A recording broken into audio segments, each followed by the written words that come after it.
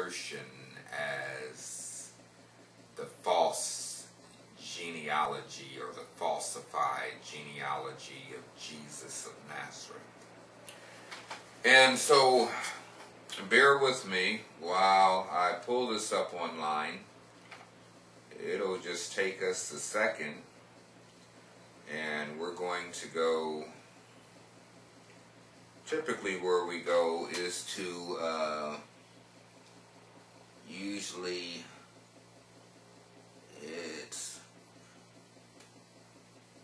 let's see, we'll go to Bible Gateway, but it's going to be Bibles. And it's good that I'm doing this way.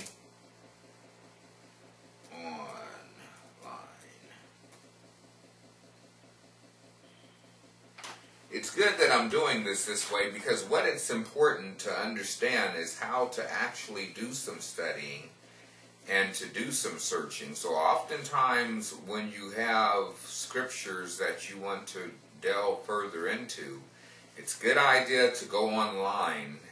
There's typically 11 different versions of the Bible that you can find online, and what that aids in, if you don't speak Hebrew or Greek, there's enough versions where you'll feel like you speak Hebrew or Greek by the time you've done a little bit of studying and looked into a little bit of research. And so I'm going to briefly pull our computer up here so that we can more easily access it in terms of what we're looking at. Now, this is going to be how we do our little search. Typically, the site that I always go to it's usually called Bible Gateway. And so, what we'll do, as you bear with us. Okay.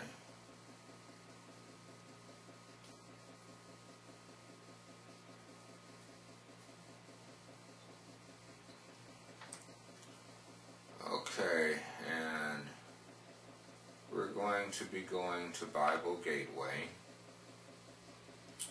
and we're going to look up the New International Version. It's a real good version to get some understanding from, and what we're going to be looking up is, of course, Micah and chapter 5. So we'll search it, and we're going to read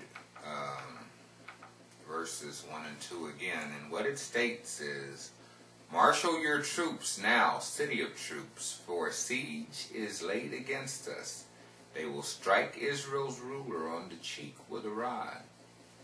But you, Bethlehem Ephratah, though you are small among the clans of Judah, out of you will come for me one who will be ruler over Israel, whose origins are from of old, from ancient times." Says there, Bethlehem Ephratah was a small clan among the clans of Judah. Those of you who have taken some anthropological courses understand that a clan is a subdivision of a tribe. Like you have the tribe of Israel, or you might have the tribe of Judah, you might have the tribe of Dan, and then within those tribes there's subdivision of tribes which are delineated as clans. This particular clan that's given inference to here is the clan of Bethlehem Ephratah. Now what we want to do, spending a little bit more time, we're going to go to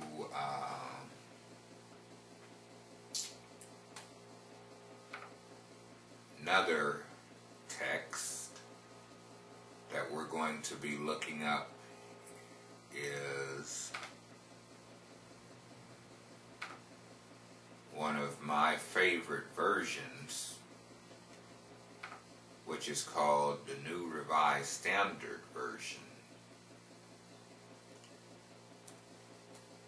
Sometimes abbreviated as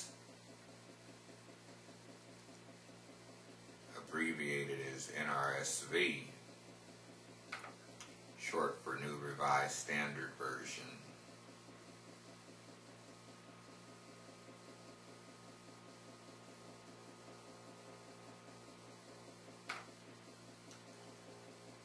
And so what we're going to then, and there oftentimes, and when you're searching, it'll have in a site how they have the NRSV, and then you go there just like I went there, and then they came up with some other Bible. So it's kind of interesting how these things are done. So we'll look up another version of the NRSV, and we're going to be going to Micah 5, so bear with me as I go there, and then we'll get another take on this very important prophecy, a key prophecy. And this is what it says in the NRSV, which it says, "Now you are walled around with a wall, siege is laid against us. With a rod they strike the ruler of Israel upon the cheek. But you, O Bethlehem of Ephratah, who are one of the little clans of Judah, from you shall come forth for me one who is to rule in Israel, whose origin is from of old, from ancient days." So what we find in assessing in a more clear and concise way that Bethlehem Ephratah is actually a clan, which is a subdivision of a tribe. Reason, of course, this is key is because we've read in the New Testament that Micah 5 was an allusion unto the place of a geographical birth of Messiah. What we've read, getting an accurate assessment of the original text from Micah 5, is that it actually is genealogical in its origin. It's very critical to comprehend the implications of Micah 5 and 2 being a genealogical prophecy in juxtaposition to a geographical prophecy. Reason we assert that as being very key is because we have the falsified chronologies of the 1,000-year genealogies that were done by everybody in Roman's Empire in order to justify Joseph and Mary going to Bethlehem, where, according to Scripture, the city of David, that might be the city of Jesse, where Jesse was born, but the city of David, everyone knows, is Jerusalem. So we're not even sure why they said that. But then the idea that a emperor would have everyone go back to an ancestral house from 1,000 years prior is just complete blasphemy. It's a bold-faced lie. there's no scenario where anyone, whether they were doing a tax, whether they were doing a census, no matter what they were doing, that at that point, when there had been 4,000 years since the time or the birth or the coming forth of Adam, that the Roman Empire is going to have them go back 25% of known history at that particular time, to go back 1,000 years in order to make a determination unto a tax liability. It's like, are you serious? Do you seriously want me to believe this? And no, so then when you hear people that are arguing the point, they talk about some things that are just illogical. But just imagine the chaos with everybody in Roman's Empire doing 1,000-year genealogy to see who their ancestral father was 1,000 years ago. And then everybody upping and leaving and going to that land, and then coming back and going to work about Rome's business as usual. I mean, it's an intellectual insult. We don't have to check our brains at the door because we love God. We do not have to do that. And so we're not going for that. But the whole reason is why those lies were told is those lies were told to place Joseph and Mary in Bethlehem unto the supposed fulfillment of a geographical prophecy from Micah 5, which clearly, according to Scripture, is a genealogical prophecy alluding to a specific clan delineated as Bethlehem Ephratah. Now, when you want to look up Bethlehem Ephratah, which we're going to do shortly, we'll look and see exactly the origins of Bethlehem Ephratah. And so what we're going to be doing is, what we find to be key is,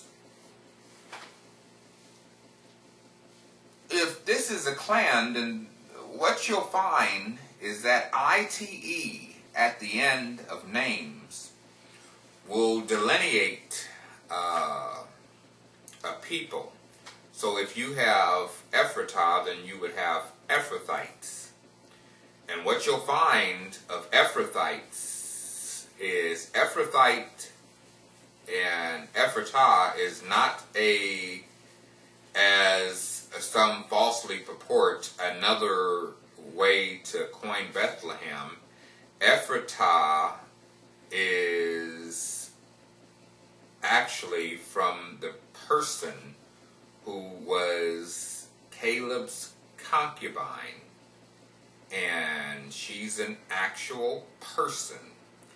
And we're going to be looking her up shortly, but what we're going to do right now is we're going to look at some different Ephrathites in Scripture.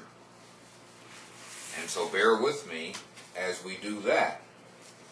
Now, we're going to be doing a lot of maneuvering with our computer back and forth, but of course the whole purpose is to